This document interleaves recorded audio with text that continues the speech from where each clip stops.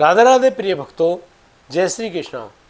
हमारे जो संत भगवान है ना, ये हमारे समाज, हमारी दुनिया पर ऐसा भला करते हैं, इतने अच्छे अच्छे गजब के काम करते हैं कि एक बार तो उन्होंने पूरे गांव को बचा लिया। एक गांव जो लगातार भूतों के वजह से परेशान था, लगातार दुखी था, कोई ना कोई आदमी भूतों की वजह से रोजाना पिटता था। और फिर एक संत भगवान वहाँ पर पहुँचते हैं और उनको देखते हैं, और फिर उनके ऊपर जो भूत सवार होता है, उस भूत की ऐसी क्रिया करते हैं कि उस भूत को वृंदावन धाम की सैर करा देते हैं, और भूत भी अत्यंत प्रसन्न होकर संत भगवान के चरणों में लेट जाता है। आखिर संत भगवान ने उस भूत के साथ क्या किया और कैसे पूरे गांव को बचाया, एक बात मैं आपको बताने वाला हूं। आप इस वीडियो को अंत तक जरूर देखें और जानें संत भगवानों की कृपा कैसी होती है। प्रिय भक्तों, आगे बढ़ने से पहले राधे राधे का सुमरन जरूर करते रहें। एक बार ये जो संत जो आपको स्क्रीन पर दिखाई दे रहे हैं, जिनसे हम मिलने गए थे, उन्होंने एक ऐसी कथा बताई। ये संत भगवान बताते हैं कि पहले जब ये वृंदावन धाम में रहा करते थे और वहाँ पर अपनी जो भी पूजा अर्चना रसिक भाव में डूबे हुए लगातार युगल सरकार का सुमरन करते हुए राधे राधे राधे कृष्णा करते करते बड़े ही तसल्ली से अपना जीवन यापन तो कर रहे हैं, और तो और इनका भजन भी चल रहा है। एक बार इन संत भगवान को मौका मिला था राजस्थान के भरतपुर में जाने का।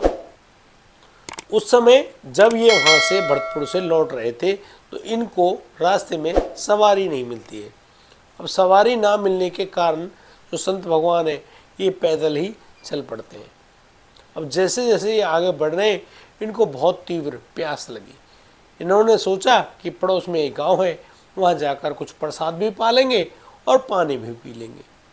अब जैसे संत भगवान उस गांव में पहुँचते हैं, वो देखते हैं कि एक अजीब तरह का शोर मचा हुआ और सभी लोग मारो मारो करके बात मतलब निकाल रहे, चिल्ला रहे। लगातार उनकी इस प्रकार की आवाज़ को सुनते हुए उत्सुकता पूर्वक संत भगवान वहाँ पर जाकर पहुँच जाते हैं।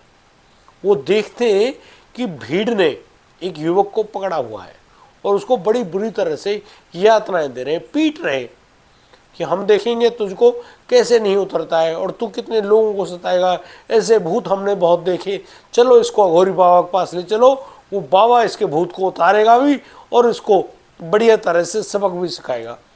अब सभी लोग उसको मारते पीटते ले जा रहे हैं, गलत गलत बोल रहे हैं। संत भगवान उनको देखते हैं और कहते हैं कि ठहरो भैया, क्या हुआ, कैसे एक युवक की जान लेने के लिए आप आतुर हो। लोगों ने कहा महाराज, इसके ऊपर भूत आया है और यह भूत हमारे गांव में किसी को भी पकड़ लेता है। जब तक हम इस भूत वाले जो आदमी को अघोरी बाबा के पास नहीं ले जाते हैं, जब तक अघोरी बाबा इनके भूतों को नहीं उतारता है। अब इन बातों को सुनकर संत भगवान बड़े दुखी हुए।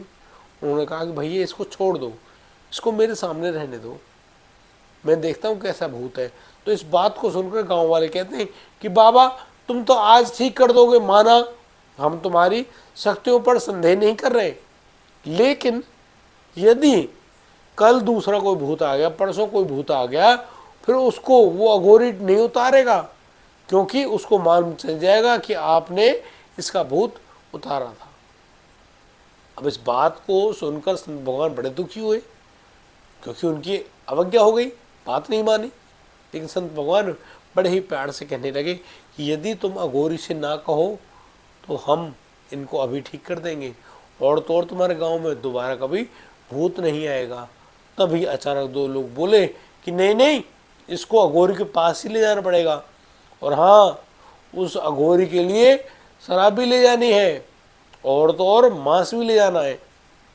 अब इन बातों को जैसे संत भगवान सुनते हैं, बड़े हैरान होते हैं, यार ये लोग क्या बात कर रहे हैं, अभक्ष्य पदार्थ के बारे में बोल रहे हैं, शराब के बारे में बोल रहे हैं, ये तो बड़ी बेकार बात है। आखिर कौन अघोरी है, कैसी क्रियाएं करता है, क्योंकि आप शायद जानते होंगे अघोरियों की क्रियाएं क्या होती हैं। यहाँ पर लोग बताते हैं कि बाबा ये जो अघोरी है ना, इनका कभी कभी इन भक्ष्य पदार्थों का सेवन करने का मन होता है। ये अक्सर बहुत से लोगों को बैठकर अभक्ष्य पदार्थ पाने का सुख बताते हैं। लोग मानते हैं कि ऐसा सेवन करने से बहुत अच्छी तंदुरुस्ती आती है, कोई दिक्कत नहीं होती है, और फिर कुछ दिन बाद उन्हीं लोगों पर भूत सवार हो जाता है। अब संत भगवान दिमाग में इस बात को समझ गए कि भैया कहानी क्या है और कैसे ये दिक्कतें कर रहे हैं।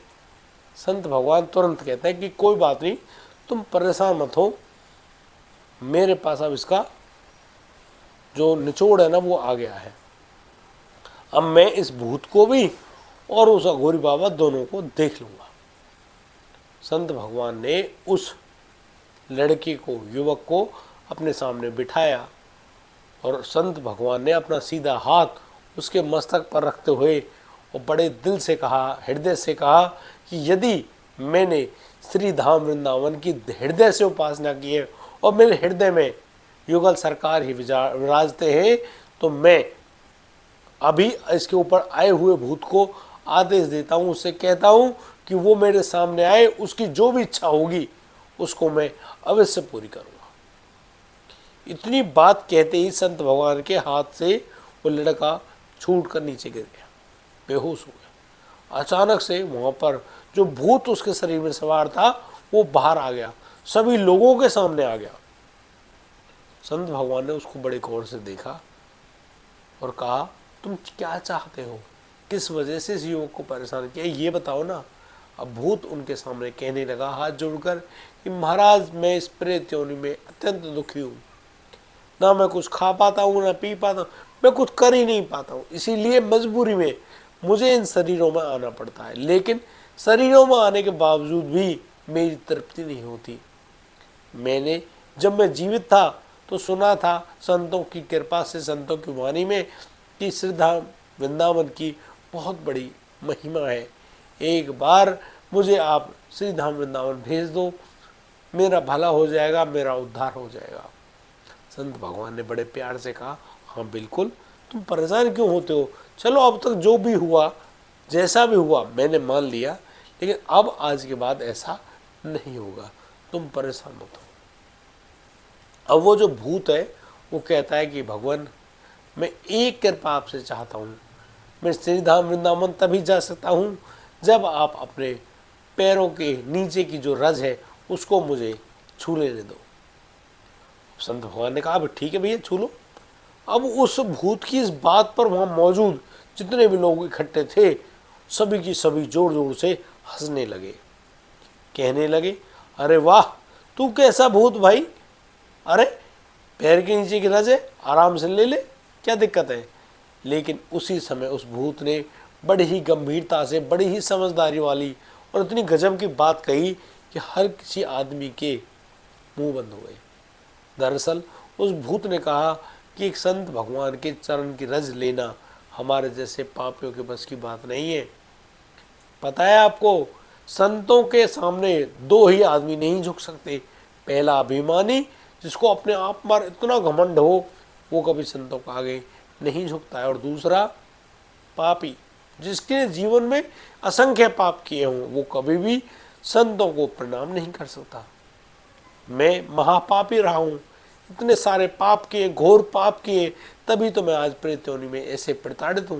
लेकिन आज संत भगवान की कृपा मुझ पर होने जा रही है, इसीलिए मैं संत भगवान से बार बार प्रार्थना करता हूँ कि हे भगवान, मेरे जीवन का उद्धार कर दो।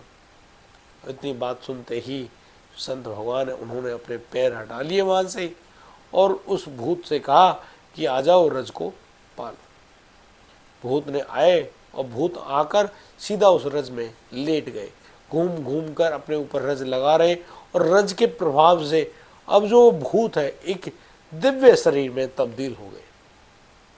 उनके शरीर को देखकर ऐसा लग रहा था कि वाह, क्या चमक है शरीर में, बहुत ही सुंदर कपड़ों में विराजमान होने के बाद वो संत भगवान से हाथ जोड़कर कह रहा है वो प्रेत कि हे भगवान, आज आपने मेरा उद्धार कर ही दिया, मैं आज वृंदावन जाऊंगा और तुम्हारी कृपा से ही जाऊंगा।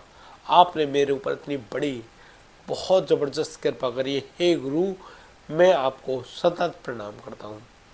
अब बार बार वो जो प्रेत शरीर था वो बार बार उन संत भगवान के सामने झुकता है उनको बारंबार प्रणाम करता है।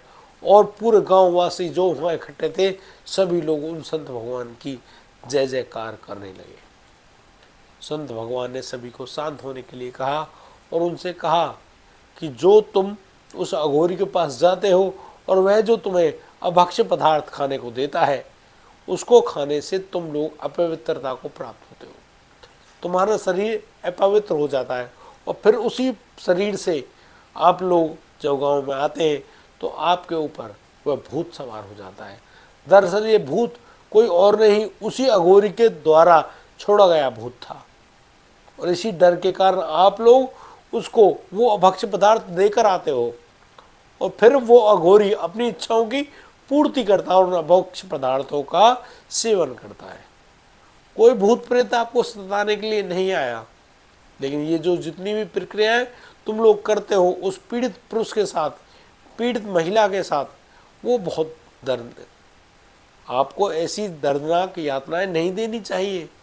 अरे कभी संतों के पास जाओ, उनकी शरण में जाओ, उनसे पूछो नाम की महिमा क्या है, धाम की महिमा क्या है और कैसे वहाँ जाने से एक अपवित्र बुद्धि महापापी जन अचानक से ऐसे सिद्ध महापुरुष बन जाते हैं, इतने बदलाव आ जाते हैं कि वो सारे अभक्ष्य पदार्थों का सेवन करना छोड़ देते हैं।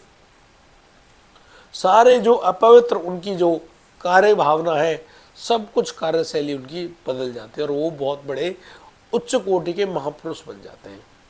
इसीलिए अब इस प्रकार से जो संत भगवान है वो पूरे गांव वासियों को इस प्रकार का उपदेश करने के बाद, उनको प्यार से रहने का आशीर्वाद देने के बाद श्री धाम वृंदावन लौट आते। अब उन्होंने उस भूत का तो जीवन सुधार दिया। अब संत भगवान रहते हैं वृंदावन, वृंदावन से उनको अभी बरसाने आने की जगह मिली, मौका मिला। अब जो संत भगवान है ये बरसाने में विराजते हैं और बरसाने में ही रहते हैं और बड़े ही अच्छे ढंग से अपनी जो भी साधना है, युगल रूप का जो दर्शन है, जो उनकी बुद्धि है, उसको ठीक ढंग से संभालते भी हैं और ठीक ढंग से जिंदगी भी जीते हैं। इस प्रकार से संत भगवान ने अपने जीवन का वह चरित्र हमको बताया। हम भी धन्य हो गए कि हे संत भगवान, जैसी कृपा आपने उस प्रेत योनि पर करी, हम तो इस मानव शरीर में मौजूद है, हम पर भी ऐसी कृपा कर दो, हमको भी श्री धाम वृंदावन के दर्शन करने का मौका दे दो। संत भगवान ने बड़े ही प्यार से हमसे कहा कि भैया अब तुम बरसाना धाम आ गए हो, वृंदावन धाम आपसे दूर ही कितना है, ये बरसाना धाम वृंदावन से कम नहीं, और तुम तो ब्रजवासी हो भैया, हम खुद ही तुमको बारंबार प्रणाम करते हैं, तुम तो भगवान के साक्षात पार्षद हो। अब इस प्रकार की जो बातें थी उनके लिए तो हमने संत भगवान को बारंबार प्रणाम किया। उनसे कहा संत भगवान हमको इस प्रकार की बातें मत कहिए, हमें डर लगता है कहीं इस शरीर को घमंड ना हो जाए और कहीं इस घमंड होने की वजह से हम कोई गलत कार्य ना कर बैठे। हमने बारंबार जो संत भगवान उनको प्रणाम किया, उनसे वहाँ से अनुमति मांगी कि अब हम लाडली जी के दर्शन कराएं, फिर हमारे पट जो लाडली जी के मंदिर के पट हैं वो बंद हो जाएंगे। इस प्रकार से संत भगवान ने जब हमको अपनी सच्ची बात बताई तो हमारा हृदय खुशी से प्रफुल्लित हो गया और हम लोग राधे राधे करते हुए संत भगवान के उस मंदिर से आकर सीधे श्री धाम बरसाना के जो लाडली जी का मंदिर है वहाँ जाकर उनके दर्शन किए।